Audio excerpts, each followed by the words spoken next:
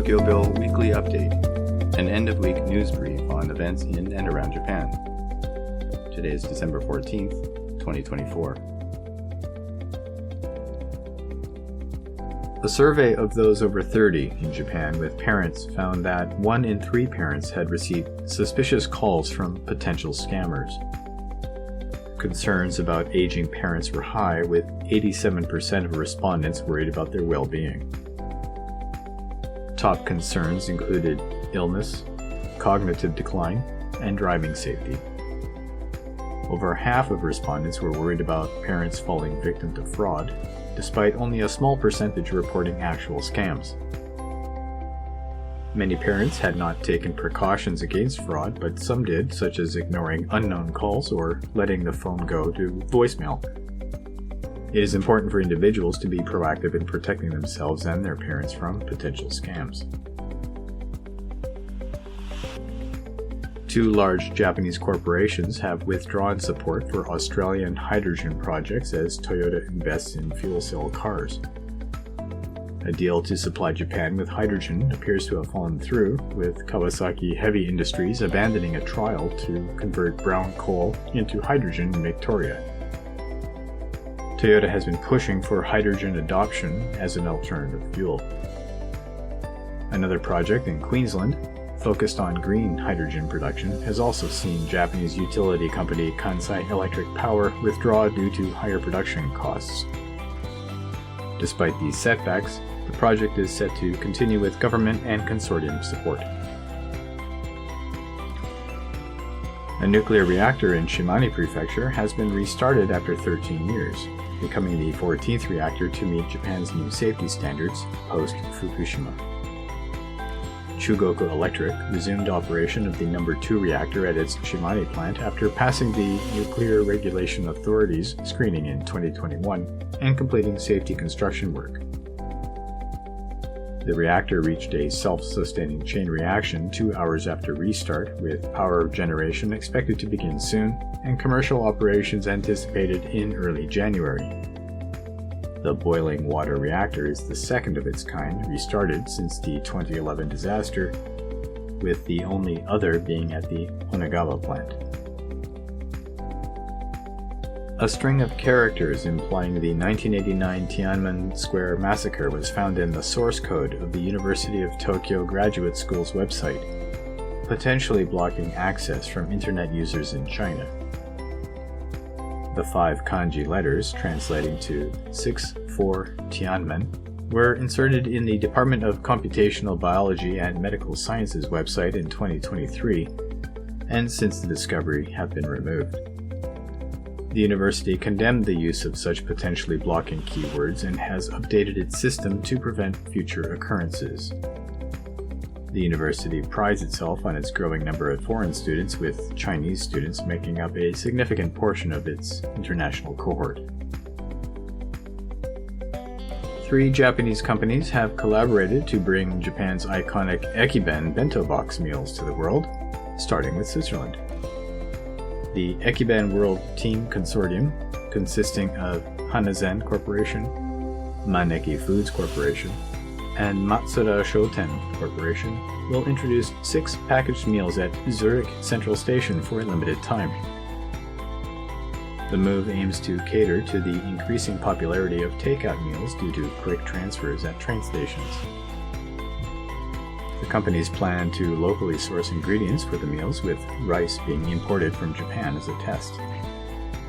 The ultimate goal is to export frozen bento meals globally, leveraging advanced freezing technology. 2 pilots bound for Japan on a Japan Airlines flight from Melbourne failed pre-flight alcohol tests, causing a more than 3-hour delay in departure. The incident, involving Flight 774 carrying 114 passengers and crew, was reported to the Transport Ministry after the pilots exceeded company alcohol limits. This is not the first scandal involving Japan Airlines employees, with a previous incident involving a pilot receiving a warning by Dallas police for his behavior after drinking. Japan Airlines had previously banned drinking at destination airports, but lifted the ban in September. The Ministry of Land, Infrastructure, Transport, and Tourism has issued 2 business improvement orders to Japan Airlines regarding alcohol consumption. 3 part-time lecturers at J.F. Oberlin University in Machida, Tokyo, went on strike on December 9th to demand a base salary increase. This action is rare for university staff in Japan. The part-time lecturers, part of the Education Workers Union Oberlin branch, have not received a base pay increase since 2006. Despite longer class hours and a university surplus of 400 million yen, they were not compensated for the extra time. The union demanded a 15% increase but walked out when the university did not meet their demands. The lecturers protested near the campus, highlighting the university's surplus funds and unfair refusal to raise wages. A recent survey conducted by Pride House Tokyo revealed that over 80% of school nurses find gender-segregated uniforms for students problematic. The majority of school nurses believe that there should be flexible options for school uniforms to accommodate all students, including transgender individuals. Survey, conducted by social epidemiology professor Yasuharu Hidaka of Takarazuka University, also found that most school nurses have shared information about sexual minority students with other teachers without obtaining consent, a practice known as outing. While there is a general understanding about sexual minorities among school nurses, there is still some misunderstanding, particularly regarding sexual orientation not being a matter of choice. A diary and other materials have been found which belonged to Japanese researcher Hitoshi Kojima, living in Berlin during the Nazi regime's rise. Kojima, a professor emeritus at Kyushu Imperial University, left behind records that shed light on school education and other issues at the time. Mitsuharu Nishimoto, head director of a history research group in Fukuoka, discovered Kojima's travel pamphlets at a second-hand bookstore, leading to the uncovering of his diary. The diary reveals Kojima's observations of the Nazi regime's influence on the young, including encouragement to join the Hitler Youth, mandatory screenings of propaganda films, and the removal of Jewish teachers. Nishimoto hopes Kojima's story will help educate others about this period in history. Helena Pagano is the great-granddaughter of the last Alaska native chief of Attu Island, who was taken as a prisoner of war by Japanese troops during World War II. Pagano seeks restitution from Japan for the suffering inflicted on her ancestors, especially after witnessing the exhumation of bodies from Attu Island by Japanese officials. Many residents of Attu Island were taken as prisoners to Japan during the war, some dying from malnutrition and disease.